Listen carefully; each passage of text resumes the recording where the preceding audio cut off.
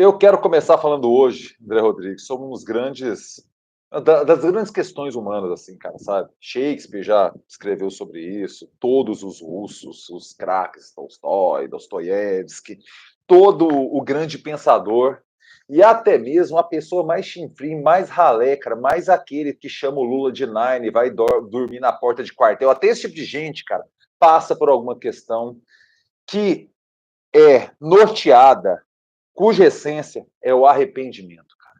O arrependimento é uma das coisas mais homogeneizantes do mundo, cara. Porque, assim, qualquer pessoa, de qualquer cultura, de qualquer grau de intelectualidade, de qualquer grau de passionalidade, toda pessoa tem um arrependimento, sabe? E tem arrependimentos de âmbito muito íntimo, pessoal, coisas comenzinhas, uma decisão errada ali, ou dessas decisões que geram tragédia. Se você não tivesse dito tal coisa, não tinha batido o carro e, sei lá, seu pai que estava no carro não tivesse morrido. Arrependimento pesado, você carregar um estranho. Urgente, Pablo Costa. Ah, não. Não, pode continuar. Depois eu falo. Vai. Você tem esse tipo de arrependimento. Você tem um tipo de arrependimento social também, cara. Você queima. Não é por dentro, é por fora. Porque a sua atitude, ela foi tão perniciosa para o todo da sociedade que você se moe de forma realmente inacreditável, né, cara? Você se moe e é moído e conviver com esse peso, todos convivemos, em diferentes graus. Eu vou começar contando um arrependimento, assim, bobo, pueril, para analisar um arrependimento que uma rapaziada no Brasil está vivendo agora, André. E depois eu quero ouvir o seu arrependimento pessoal e o seu arrependimento analítico perante um grupo, alguma coisa, uma cultura e tal. Pessoalmente, né, cara, eu tive uma pré-adolescência, uma adolescência muito tímida, cara.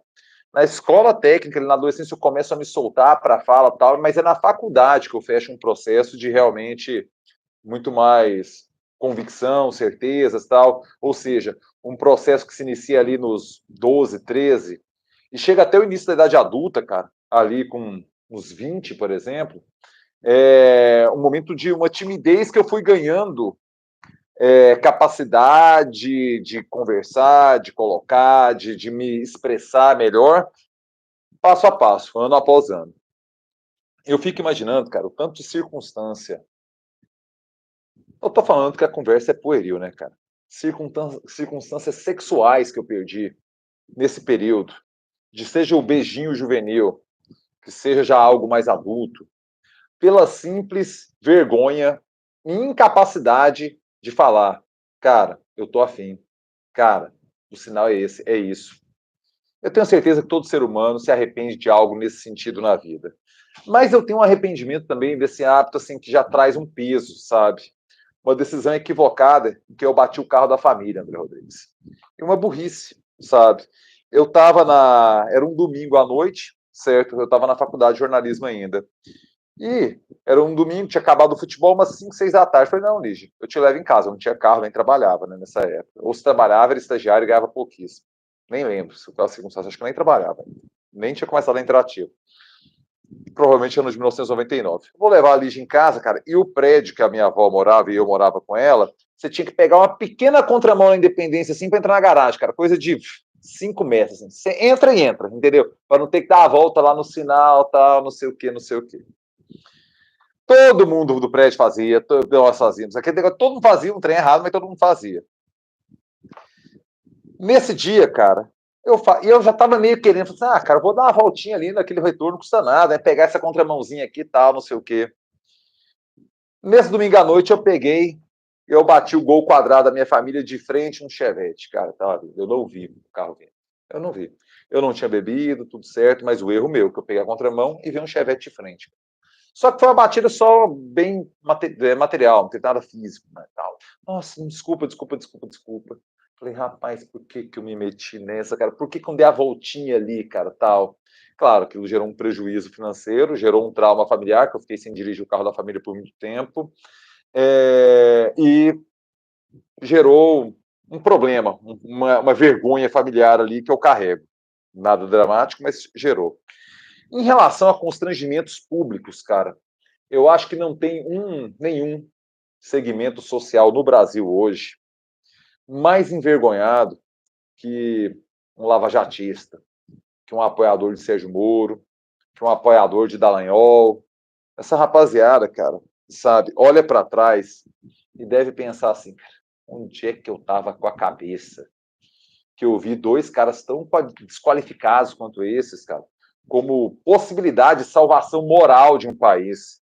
Bicho, de uma tibieza explícita, de uma burrice atroz, colossal, de uma perversidade democrática poucas vezes vistas na história da República. E aí, claro, tem um lavajatista, principalmente lá no Paraná, que ainda elege o Sérgio Moro senador, elege o Dallagnol o deputado mais votado do Estado.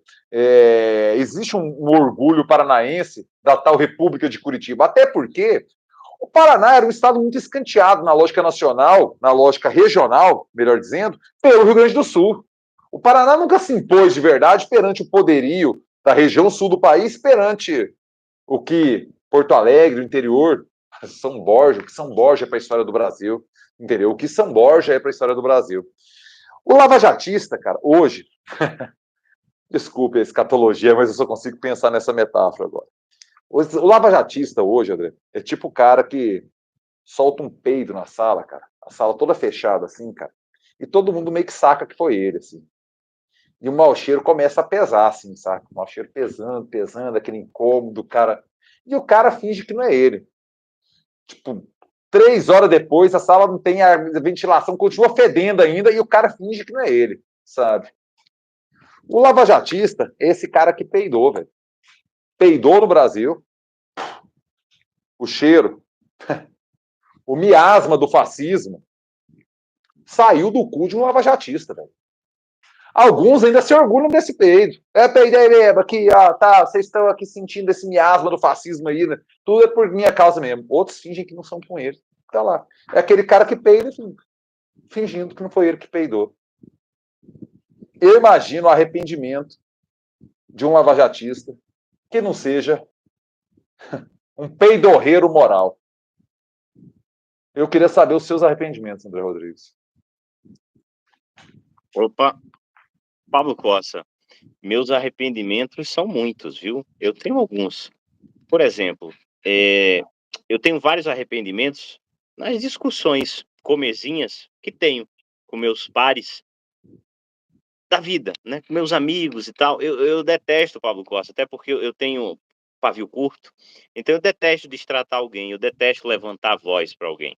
Isso já aconteceu inúmeras vezes na minha vida e realmente sempre que eu me pego nessa situação, né, do embate que descamba para ofensa, que descamba para ironia, para verborragia, sabe? Eu fico bastante arrependido, de verdade, Pablo Costa. Eu acho Mas que isso ninguém tem o acontece com direito. alguma rotina? Não, olha, cada vez menos, Paulo Costa, cada vez Uma menos. coisa. Mas você sabe, você faz até hoje programa de debate, e eu durante 5, 6 anos o fiz. Aliás, a primeira vez que eu falei no rádio foi ao seu lado num programa de debate, não é? E às vezes a gente perde a cabeça, e via de regra, a gente superestima nossos argumentos, nosso ponto de vista, nossa visão de mundo, não é? E eu de fato não gosto, Paulo Costa, de gritar com as pessoas, ou de ofender as pessoas. E quantas vezes em minha vida fui eu o ofensor? Você está me entendendo, Pablo Costa? Então, isso de fato me leva para a cama com a cabeça e a consciência pesada. Por mais errado que meu interlocutor esteja ou estivesse na situação, de fato não gosto. De fato, é uma coisa que cada vez eu tenho pior conta. Não só da minha parte, como da parte dos outros. Ninguém tem o direito de gritar com ninguém, Pablo Costa. A verdade é essa, não é? A verdade é essa. Mas a Sapucaí é grande, né, meu querido? A Sapucaí é grande e às vezes o carro só anda no grito, né? Às vezes a gente grita, mas eu detesto. Olha, você me conhece, Pablo Costa? Nós já bebemos juntos, já saímos juntos, já fizemos inúmeras lives, já fizemos programa de rádio, né? Já estivemos em várias situações juntos, em casamento de amigo, nisso, naquilo, outro, né? E eu sou uma pessoa, digamos assim, razoavelmente simpática, razoavelmente cordata. Eu gosto de tratar bem as pessoas, não é? Eu gosto de ser bem tratado também, não é? Mas isso de ofender, cara, sabe?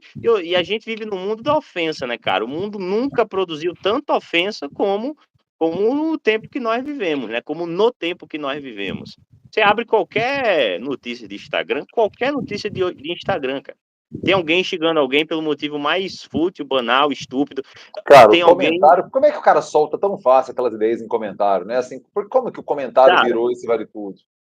eu não comento nada, olha, isso não é de hoje não, viu? É desde tempo de Orkut, de Facebook. Nunca comentei notícia nenhuma. Eu não me lembro a última vez que eu comentei uma notícia, sabe? Nem de futebol, nem de nada. Eu comento é foto de amigo meu, sempre elogiando e tal, né? Porque, Costa, a gente é aquilo que a gente pensa, a gente é aquilo que a gente fala. Você tá me entendendo? E o ofensor, por vezes, ele é alguém que está com sérios problemas na sua vida, na sua autoestima, e ele pega o interlocutor para Cristo e joga sua pedra, etc. E aquilo e dá uma satisfação, você sabe, que a gente já ofendeu pessoas, Paulo Costa. No momento que a gente ofende, a gente tem uma Ah, satisfação interna. Depois a consciência pesa. Nos bons a consciência pesa, sabe? Nos bons. Mas no momento da ofensa, há certo regozijo, Pablo Costa. sem dúvida. Satisfação, não é? Prazer. Enfim, mas é triste porque nós vivemos o ápice, o auge, né, da religião da ofensa no mundo. Todo mundo quer julgar todo mundo, né? Somos uma cambada de hipócritas, Pablo Costa. É isso que nós somos, todos nós, viu? O bom é que o seu arrependimento ele consegue, na mesma proporção, ocupar as três esferas, cara. A esfera do pueril, do bobinho, de uma resposta maldada para um pai, para um irmão, para a namorada, para o esposo, enfim. Resvala nessa que já dá uma perspectiva maior de uma ré financeira, devido, às vezes, isso interrompe um negócio, você perde uma oportunidade profissional, às vezes por isso, sabe? Envolve uma consequência maior, e envolve um ethos também da sociedade, cara, sabe? A grosseria, a deselegância, a vulgaridade se transformaram em virtudes monetizáveis, né, cara? Então, parece quanto mais rude, mais agressivo, você consegue uma recompensa financeira, esse biscoitinho virtual, de forma mais intensa, né, cara?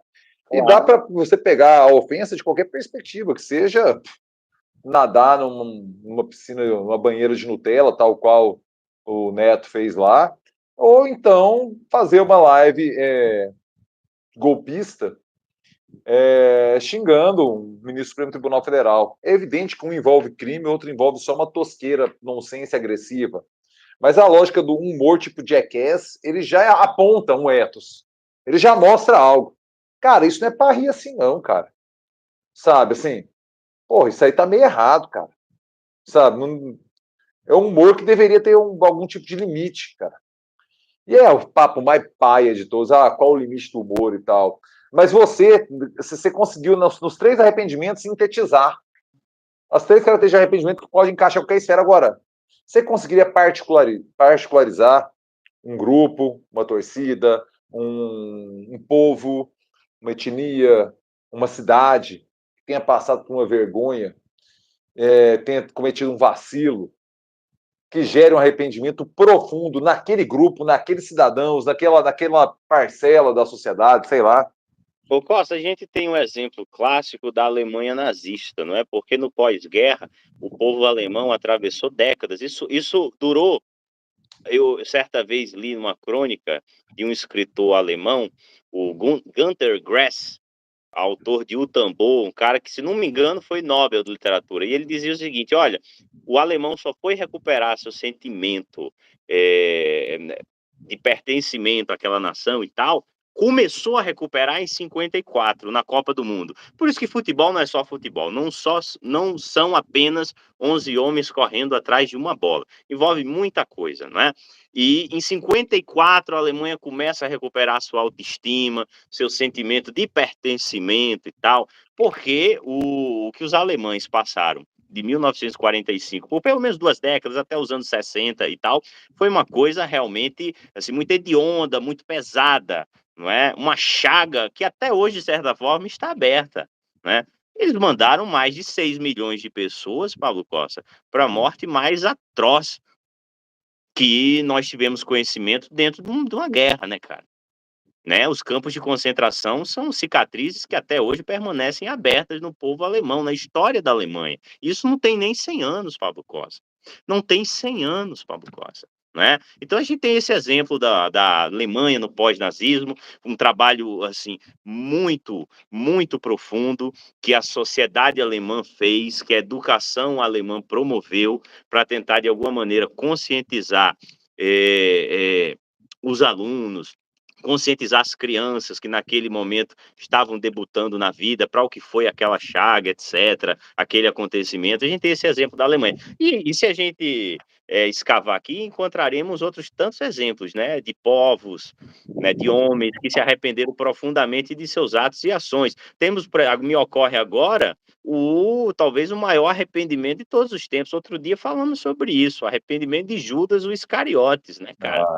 Quando viu Cristo pregado na cruz, jogou as moedas para o alto, devolveu o dinheiro, né? Ele foi lá, devolveu o dinheiro para os filhos da puta e se matou, porque ele não conseguia viver com aquilo, meu irmão.